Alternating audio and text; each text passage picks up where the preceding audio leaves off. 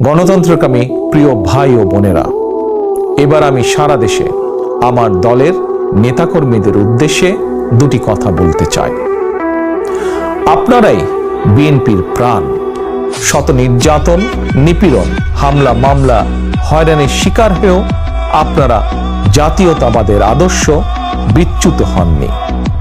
আমি জানি অতীতে বছরের পর বছর ধরে আপনাদের অনেকেই মাফিয়া সরকার এবং তাদের দোসরদের দ্বারা নির্যাতন, নিপীড়নের শিকার হয়েছেন।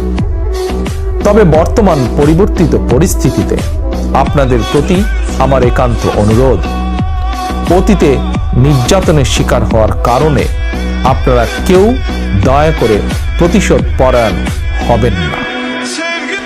কেউ দয়া করে নিজের হাতে আইন তুলে নেবেন না, বরং অন্যায় অবিচারের শিকার হলে আইনগত পদক্ষেপ নিন। তবে খেয়াল রাখবেন, কেউ যেন হয়রানিমূলক মামলা হামলার শিকার না হন। আপনাদের প্রতি আমার স্পষ্ট বার্তা, শক্তি কিংবা ভয় দেখিয়ে নয়, বরং ইনসাফ এবং উদারতা দিয়ে মানুষের মনকে জয় করুন, জনগণের ভালোবাসা অর্জন করুন।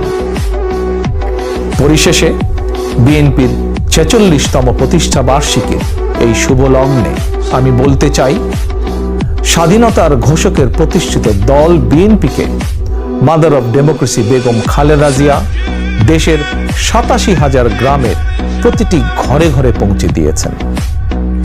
সেই দলের পতাকা এখন আমার, আপনার, আমাদের হাতে।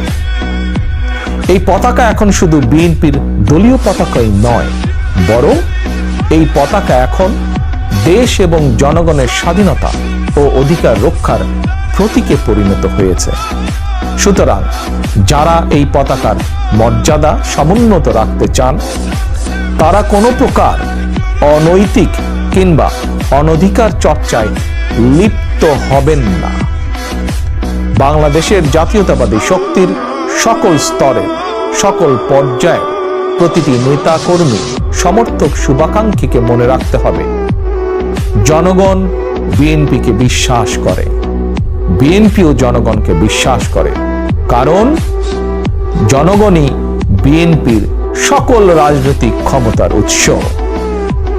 আল্লাহ হাফেজ। বাংলাদেশ জিন্দাবাদ। বাংলাদেশ জাতীয়তাবাদী দল জিন্দাবাদ।